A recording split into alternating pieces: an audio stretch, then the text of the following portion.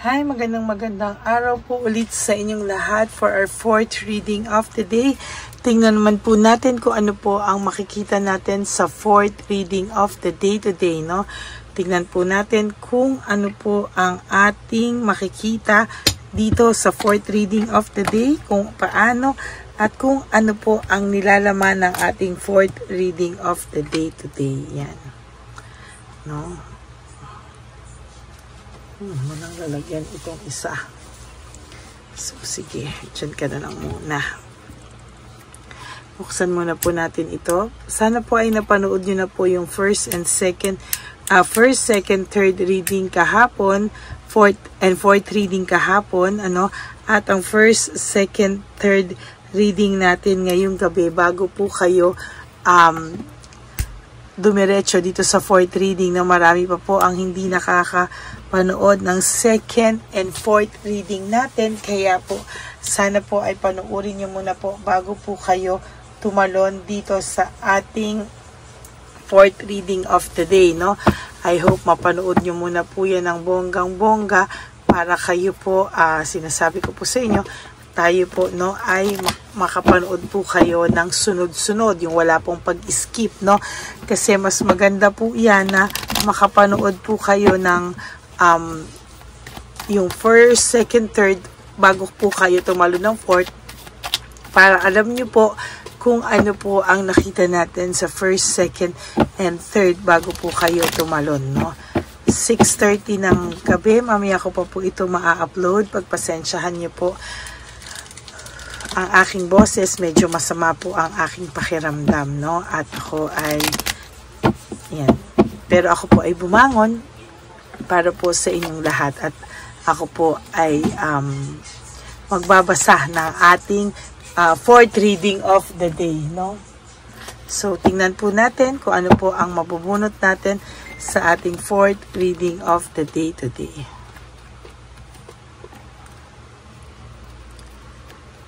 1, 2, 3, 4, 5, 6,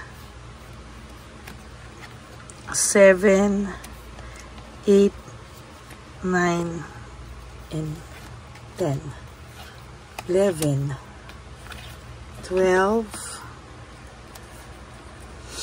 13, 14, 15, 16, 17, 18, 19, and last one po, dito ako mo sa banda dito, 20.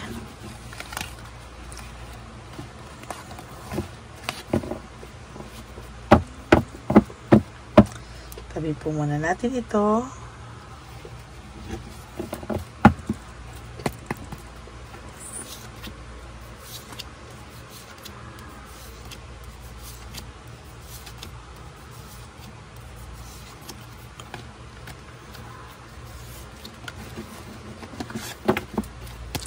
Huwag niyo po skip to ha, kasi dito po ako kumukuha ng energy po sa inyong lahat.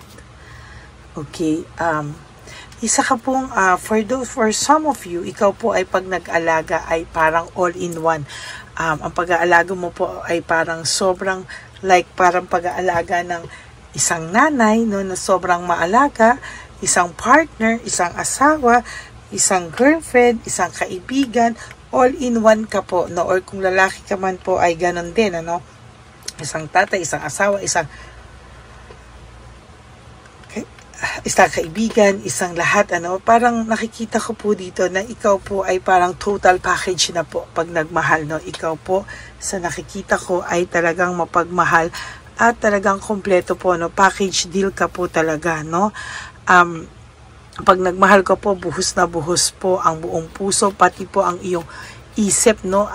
Naka-alert po agad, clear po agad ang mind mo. Pag may kailangan siya, nandiyan ka po talaga lahat, ano? Talagang binuhos mo po sa taong ito ang pagmamahal, oras, atensyon, effort, at lahat po ng alam mong pag-aalaga, no, sa kanya. Pero ikaw po ay binigyan niya ng heartbreak, suffering, and grief, no. Talagang lahat po yung mga hindi mo inaakala na kung paano mo siya alagaan ay papalitan niya po ng sakit or pain, no. Pain po, at imbis po na ikaw ay ma-appreciate niya, na mayroong gratitude, ikaw po ay nasaktan at sinaktan pa po nitong taong ito, no. Hindi niya po sukat akalain na, hindi mo po sukat akalain na ikaw po ay talagang sasaktan nitong taong to. Siya po ay nakakaramdam po ng dissatisfaction or lack of inner joy sa ngayon, and siya rin po ay nakakaramdam ng matinding burned out and overstress, no. Wag ka na pong magtaka kung ikaw po ay balisa most of the time, and ikaw po ay natutuliro minsan ng hindi mo alam bakit, no. Sabi ko po nga sa inyo, no, lalo na po pagpagabi na, no, minsan ikaw ay natutuliro, nalulungkot, lalo na po pagpagabi na ay talaga pong yan po ay because of what really happened. Minsan bumabalik-balik sa'yo yung alaala ng ginawa niya sa'yo, and most of the time po, sabay niyo pong naaalala, lalo na sa gabi, no, lalo na pag siya ay nag-iisip sa'yo, ay sabay niyo po naaalala ang lahat ng nangyari, no. Kaya most of the time, pag balisa siya, balisa ka din po. At talagang hindi mo po alam bakit ka nalulungkot. Wala ka namang problema. Okay ka naman ng umpisa. Pero ngayon parang ay, ang down ng energy mo, no. Talagang hindi mo po akalain o maisip na bakit parang tinatanong mo po, o nagtataka ka po, no. Talagang ikaw po ay nagtataka ka, bakit lagi kang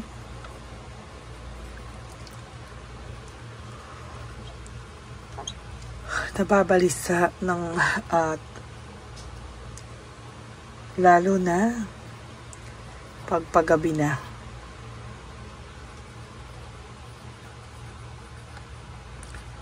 At sa pagtulog.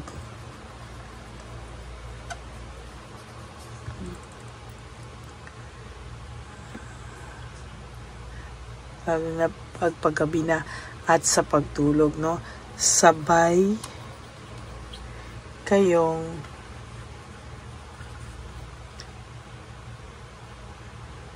nag-iisip. Kaya nami-meditate ka niya.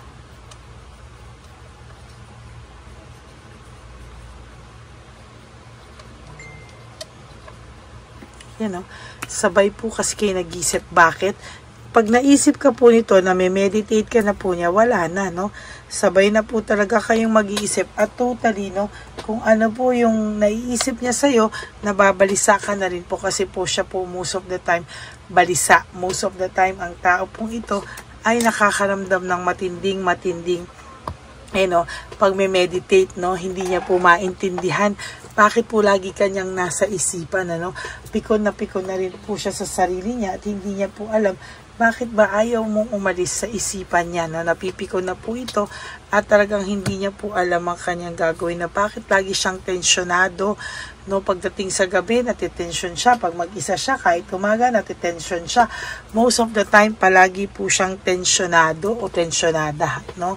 Talagang itong taong to ay nakakaramdam ng matinding tensyon, panginginig, aligaga, balisa. Talagang hindi niya na po maintindihan ang sarili niya. Pakiramdam niya po, napakadami niya pong failure sa buhay. No, simula po talaga nang nawala ka, pakiramdam niya po ay talagang hindi niya po alam at hindi niya po akalain na dadating po siya sa sitwasyon na tatanungin niya po ano ang nangyari sa kanya, no? At talagang hindi niya po maisip talaga kung ano po ang nakakapagpabagabag sa kanya, no? Itong taong pong ito, kung tutuusin po ay hindi niya po alam what went wrong, no, sa kanya, no? Ano daw po ang naging pagkukulang mo daw ba sa kanya? Tinatanong niya rin po yung sarili niya, ano bang naging pagkukulang? Lahat na nga po ay binuhos mo sa taong ito. Bakit po ganyan siya na parang nagawa niya pa po ito sa'yo, no? Most of the time, nagtataka din po talaga siya na ang taong ito ay walang kakontentuhan. Sabi niya nga, baka raw hindi lang daw po siya nakontento at tuluyan daw po talaga siyang nabwisit at hindi niya po alam kung ano po yung kanyang gagawin, ano. Gusto niya pong mag-give up, gusto niya pong ma-overwhelm, talagang overwhelm po siya sa kanyang sarili, sa kanyang sitwasyon at hindi niya po alam hanggang kailan niya kayang tiisin to, no? Naging greedy po siya, naging makasarili siya at ang akala niya po every time nagugustuhin niya pong bumalik ay lagi ka lang nandyan, ano? At wala kang kapaguran na mahalin siya, no? Pero sasabihin ko po sa iyo, ikaw po ay unti-unti nang mapapagod, ano, at talagang sasabihin mo na hindi mo po deserve ang ganitong klaseng sitwasyon. At kung ikaw man po ay papipiliin, ayaw mo po na ganyan na palagi ka na lang maghihintay, palagi kang sasaktan, palagi mong iisipin na hindi mo po alam kung ano po talaga ang gagawin mo, no? At talagang sasabihin ko po sa iyo na ikaw po talaga ay nakakaramdam ng matinding pagkabalisa. Most of the time, hindi mo alam bakit at hindi mo alam kung saan nagagaling, no? Imbis pong palitan kanya ng kasiyahan at pagmamahal, ikaw po ay tinake advantage or na-take advantage niya po ang kabutihan niyo because ang akala niya po talaga na fall out of love na siya sa iyo, no? Ngayon po ay hindi niya alam bakit naman ngayon ikaw naman daw po ay bigla niyang hinahanap-hanap, no? Ikaw daw po ay bigla niyang para po siyang mabubuang din, no? Para na rin siyang mabubuang, no? Na talagang naiisip niya po talaga ang lahat ng ginawa niya sa iyo, paulit-ulit niya po talagang naiisip at hindi niya po alam paano niya ito lalagpasan, no? There is this entrapment and self-victimization. Ang tao pong ito ay natrap sa sitwasyon na kinakasangkutan niya ngayon at siya po ang nagtrap niyan sa sarili niya. Siya po ang nagbiktima sa sarili niya at tinatanong niya po yung sarili niya paano po siya ngayon makakalabas sa ganitong sitwasyon. Puno po ng karma ang buhay nito kahit i-wish mo siya o hindi, pero punong-puno po siya ng karma sa ngayon, ano. Ang taong ito po ay nakakaramdam, sabi ko sa iyo, ng pagsisisi sa ganyan, sa pagiging greedy niya, no, sa pagiging aggressive niya sa mga bagay-bagay, sa mga panluloko niya sa iyo at pagiging possessive niya na kahit anong gawin niya, no, siya daw po ay nakakaramdam ng matinding pagsisisi, pero dahil po sa sobrang pride niya, hindi niya po alam kung paano niya po babawiin lahat ng masasakit na salitang binitawan niya sa iyo, lahat ng mga false accusation na binintang niya po sa iyo, no? And sa nakikita ko po dito, very, very disappointed po ang taong ito, no? Nakakaramdam po siya ng matinding disappointment at nakakaramdam po siya ng matinding pagkabagok. Tama ba yung Tagalog ko po? Pagkabagok sa buhay niya na parang hindi niya po alam hanggang kailan daw po siya makakaramdam ng ganito. There is this lack of direction, conflict, no? Hindi niya po alam kung ano po ang naghihintay sa kanya dito, no? Parang laging ganito ng ganito yung buhay niya, wala siyang direksyon, panay conflict. Siya po ay meron pang emotional immaturity, no? Na itong taong to, pag hindi na masaya sa isang relasyon, pakiramdam niya, kailangan niyang tumalon sa isang relasyon. Na yun po ngayon yung talagang tinitingnan niya, bakit po siya ganyan, ano? So sa ngayon po, naiisip niya po talaga yung inyong partnership, yung inyong magandang samahan na sinayang niya po, no? Sinayang niya po ito at sa nakikita ko po ay hindi niya po talaga kakayanin, ano, na sa mga susunod na araw ay mag-isip pa po siya na mag-isip tungkol sa iyo. Talagang naging selfish daw po siya sa iyo at ngayon darating po ang araw na ito ay magsiselos kung ano man po ang narating mo sa buhay, mga pangarap mo na natupad mo na wala na siya, yung mga goals niyong dalawa na tinuloy mo nang wala na siya at tinuloy mo po sa iba, no? There will come a time na yung taong yan ay makakaramdam ng total sadness, depression, negativity, all the negativity, frustration, lahat po yan, at magkakaroon po siya ng sobrang daming unresolved issues and emotional baggage na siya mismo ay mahihirapan pong lumabas sa kanyang sitwasyon. Magkakaroon siya ng awakening or reflection, pero parang huli na ang lahat sa kanya kung hindi pa rin po siya kikilos, no? Tuluyan niya pong mararamdaman lahat ng exhausted siya, over-fatigue siya, at lahat po ng distraction at lack of rewards, blessings ay mararamdaman niya po at darating po sa buhay niya. Yan po ang ating fourth and final reading and bonus reading of the day. Kahit sobrang masama po yung pakiramdam ko, ay talagang pinilit ko pong magbigay ng reading para sa inyong lahat. Sabi ko nga po sa inyo, kahit ano pa nararamdaman ko, nasaan po akong lupalop, ako po ay magbibigay at magbibigay po sa inyo ng reading of the day.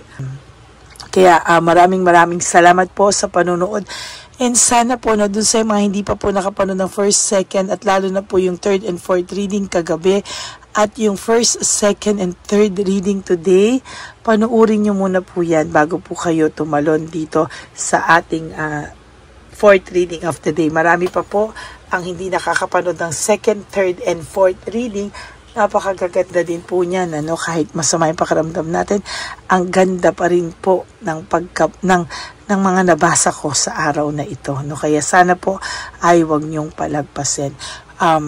And always give me a like and comment down below ng inyo pong mga emotions para yan po ay aking mabasa. And for those of you who would like to have a private reading with me, you can message me po at Ladyly Elena, that's L-A-D-Y-L-Y Elena. Nasa dulo po yan ng ating video. Diyan nyo lang po ako makokontak. That is my only official and legit FB account. Maraming salamat po sa inyong lahat. And of course, nilabas ko din po dyan yung fake account ng Lady Elena na kung saan ay may scammer tayo at nanghahack po, no, ng ating mga accounts. So, yung mga accounts po ng subscribers ng Lady Elena ay unti-unti niya pong hinahack, no? Yung kapag po ito ay minessage kayo, wag po kayo sumagot dahil pag binigyan po kayo ng link nito at sasabing makikita nyo ako, wag po kayo maniwala. No, I don't have a PayPal account. Wala po ako sa Amerika ngayon. At meron po siyang mga ginagamit din ng mga ibang mga names ngayon, mga Dr. Kwakwa, kung sino man yan, mga doktor kung sino-sino.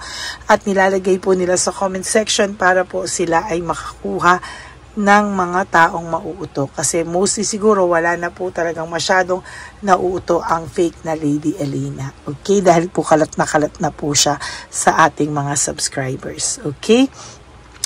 At thank you so much for not skipping ads, and for those of you who would like to give me a super thanks for this video, I would really appreciate that and love that from the bottom of my heart, lalo na po na nalalapit na po ang ating One Love a Day. Nag-iipon po tayo dyan ng talagang mabigat na ipon at talagang gusto ko pong mas maraming matulungan for this year, no?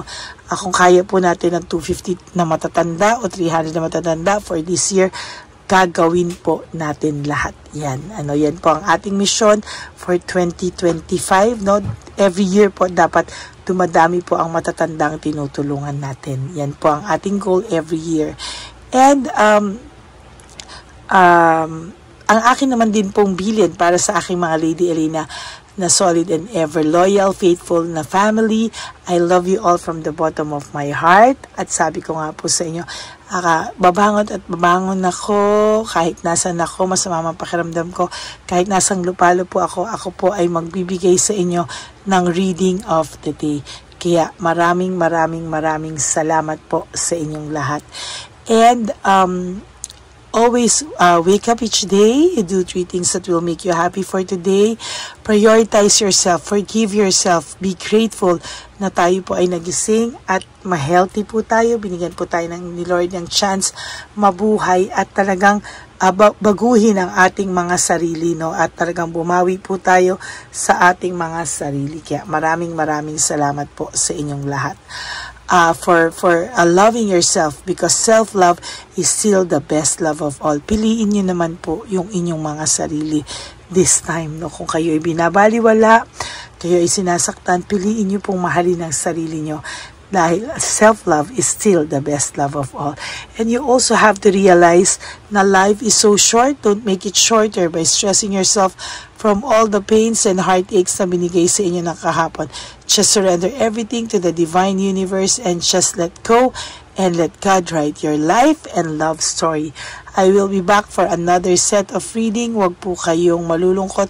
Ako po ay magbabalik at talagang magbibigay sa inyo ng reading bukas po. No, for the meantime, I hope talagang panoorin nyo po yung second, third at yung reading ngayon para naman po kompleto at updated po kayo. Okay?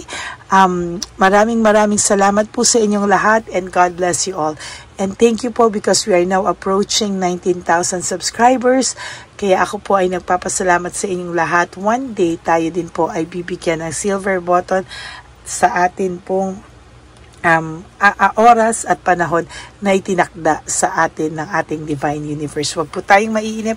Darating po tayo dyan. Okay? God bless you all and I love you all from the bottom of my heart. Bye! Okay, update po, may nagpanggap pong subscriber natin na siya po ay magpapahula sa fake na Lady Elena, kaya ayan, hinihingan po siya ng $80 at ang cell po niya ay nabigay at nakuha. Ang pangalan niya po sa cell ay Julian Albert, no? Siya po ay may cell account din, kaya mag-iingat po kayo. Ayan po, no, kung sino man po yung scammer na Julian Albert na yan, no, iinsensuhan po natin yan para siya po ay makonsensya. Kung wala man po siyang konsensya, at least po bumalik sa kanya lahat po ng kanyang ginagawa at maling-mali po yan. Basahin niyo po lahat yan, makikita niyo po, ayan po ang cell number niya at Julian Albert na yan, para po talagang ma-report din po natin yan na siya ay gumagamit ng cell account na Julian Albert. Mag-ingat po kayo. Ayan po yung number niya. Ayan po yung pangalan niya. Huwag po kayong magpauto. Nakita nyo naman po, no, napakalayo po ng pangalan ko sa pangalan ng pinagsesendan nyo po ng account o ng pera. Kaya mag-ingat po kayo at beware sa scammer na to. At talagang ayan po, pinost ko po ang kanyang pangalan dito para maging babala po sa inyong lahat. Maraming salamat po. At mag-ingat po kayo, pakireport po ang page na yan, ang messenger niya na Lady Elena. Maraming salamat po and God bless you all. Ayan, sa susunod po makikita niyo yung account niya na i-report niyo. Salamat po na marami. Magandang gabi po ulit sa inyong lahat. Ako po ay muling nagpapaalala sa inyo na mayroon pong lumalabas sa FB at Messenger account na fake account po, no, nang hihingi po ng $25 through PayPal at hindi po yan totoo. Huwag po kayong maniwala dyan. At pag sinabi mo po na gusto ko pong marinig ang boses nyo or makita kayo, ang sasabihin po ay magbibigay kami ng link. Buksan mo yan at pagkatapos ay makikita mo ako. Huwag po kayong maniniwala dahil yan po ay hindi totoo. Yan po ay isang malaking scam na pag binuksan nyo po ay mahahack po lahat sa inyo. Mahahack po ang inyong mga personal details. Lahat ay mahahack. Ako po ay nalulungkot na ito po ay nangyari. Ngunit sa talagang may mga tao pong masasama at may mga tao po talagang hindi makatiis na hindi gumawa ng masama sa ibang tao. Pero maging aware po sana kayo. Tulungan niyo po ako. I-report po natin yung fake na yan at sa FB para siya po ay mawala na at wala na po siyang mabiktima pa. No? Nandyan po lahat ng details at maraming salamat po sa inyong lahat. Maraming salamat po sa inyong lahat at mag-iingat po kayo.